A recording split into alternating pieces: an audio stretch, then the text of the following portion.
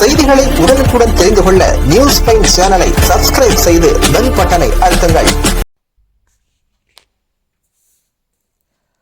சுற்றுச்சுவர் இல்லாத அரசு பள்ளி வளாகத்திற்குள் கிரிக்கெட் விளையாடிய இளைஞர்கள். பள்ளி வளாகத்திற்குள் வரக்கூடாது என எச்சரித்த தலைமை ஆசிரியரின் இருசக்கர வாகனத்தை எட்டி உதைத்த இளைஞர். சமூக வலைதளத்தில் பரவி வரும் சிசிடிவி கேமரா காட்சி. ஹொசூர் ஆவலப்பள்ளி சாலையில் உள்ள பாரதியார் நகர் அரசு உயர்நிலைப் பள்ளியில் மொத்தம் 517 மாணவ மாணவியர்கள் படித்து வருகின்றனர். இந்த பள்ளியில் மொத்தம் 16 ஆசிரியர்கள் பணியாற்றி வருகின்றனர்.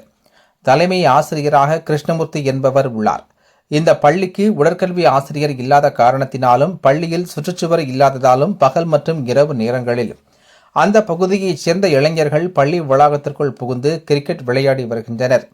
இது தவிர இரவு நேரத்தில் சமூக விரோத செயல்களும் பள்ளி வளாகத்திற்குள் நடைபெற்று வருவதாக கூறப்படுகிறது. அவ்வாறு வருபவர்கள் பள்ளியில் குடிநீர் குழாய்கள், சிசிடிவி கேமராக்கள் உள்ளிட்ட பொருட்களை சேதப்படுத்தி செல்வதாக கூறப்படுகிறது. இந்த நிலையில் நேற்று மாலை இந்த பள்ளி வளாகத்திற்குள் கிரிக்கெட் விளையாடி கொண்டிருந்த 10க்கும் மேற்பட்ட இளைஞர்களை பள்ளியின் தலைமை ஆசிரியர் கிருஷ்ணமூர்த்தி பள்ளி வளாகத்திற்குள் அனுமதி இல்லாமல் கிரிக்கெட் விளையாடக்கூடாது எனவும், உங்களுக்கு தொடர்ந்து அறிவுரை கூறினாலும் நீங்கள் திரும்ப திரும்ப வருகின்றீர்கள் என எச்சரித்துள்ளார். அப்போது விளையாட்டில் ஈடுபட்டிருந்த இளைஞர்கள் அவரிடம் வாக்குவாதத்தில் ஈடுபட்டுள்ளனர்.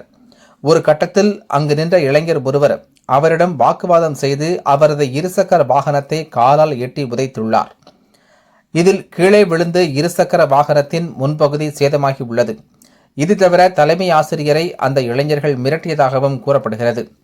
இது சம்பந்தமாக பள்ளி வளாகத்தில் அமைக்கப்பட்டிருந்த சிசிடிவி கேமராவில் பதிவான காட்சிகளை கொண்டு பள்ளியின் தலைமை ஆசிரியர் கிருஷ்ணமூர்த்தி ஹொசூர் அட்கோ போலீசாரிடம் புகார் அளித்துள்ளார். அதன் பேரில் போலீசார் விசாரணை மேற்கொண்டு வருகின்றனர். இந்த அரசு பள்ளியில் 244 மாணவிகள் படித்து வருகின்றனர். பெண் ஆசிரியர்கள் பலர் வேலை பார்த்து வருகின்றனர். இவர்களுக்கு இந்த பள்ளியில் பாதுகாப்பற்ற சூழல் நிலவி வருகிறது. எனவே இது குறித்து கல்வித்துறை அதிகாரிகள் நடவடிக்கை எடுக்க வேண்டும். பள்ளிக்கு சுற்றுச்சுவர் கட்டிக் கொடுக்க வேண்டுமென தலைமை ஆசிரியர் கோரிக்கை விடுத்துள்ளார்.